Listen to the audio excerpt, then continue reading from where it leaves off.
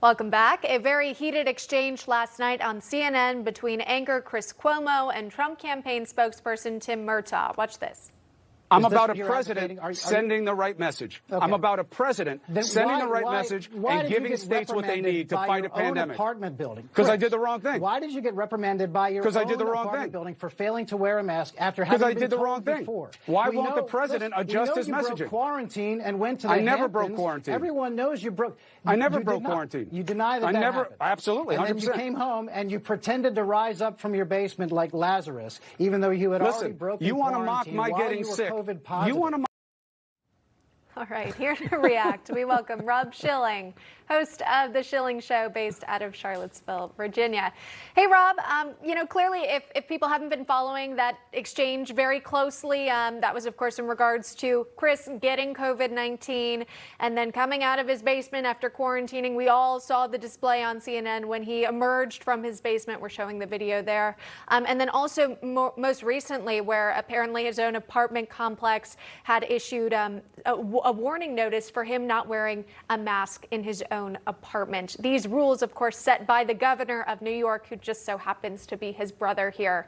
What'd you make of the exchange where he was actually called out by a Trump campaign person? You know, I'm really glad he was called out because these people act with impunity in the mainstream media, places like CNN.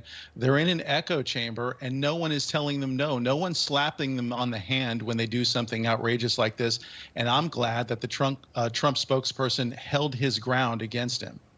Yeah, again, you don't always see it, but accountability, such a huge thing and so important, especially these days in regards to media and how much they should be held accountable. I want to switch gears, though. The president, as we always, check to see what's on his mind by looking at his Twitter account, but he called out the media, most recently tweeting this, saying, until November 4th, fake news media is going full on COVID, COVID, COVID. We're rounding the turn 99.9%. Believe that's in regards to recovery rate for the vast majority of those who get COVID. Tell me about this, again, this almost renewed focus on COVID-19 just a week until the election. Do you think that's a coincidence? It's certainly not a coincidence, and we're hearing it here in Virginia as well. You know, we have a governor who's gone extreme. In the locality where I live here in Central Virginia, if I walk down the street without a mask and I'm too close to somebody, the Commonwealth's attorney will throw me in jail conceivably for a year. This is something that's being put forward in conjunction with the media and the Democrat Party to strike fear into the hearts of Americans. Americans are not a fearful people, and we should not live our lives in fear. And I got to tell you, when the president said, do not be afraid, and the media went nuts, his message was right on target. Yeah, he's always been very optimistic throughout this coronavirus pandemic. I mean, this has been something that every American has to deal with, whether you contract the virus yourself or you know someone who has, or your livelihood has been affected by it. Everyone has been. And so what's interesting is you see those critics in the majority of media blaming this all on the president. What would you say to those critics, again, for the cause of the pandemic being Trump, or at least the results of it?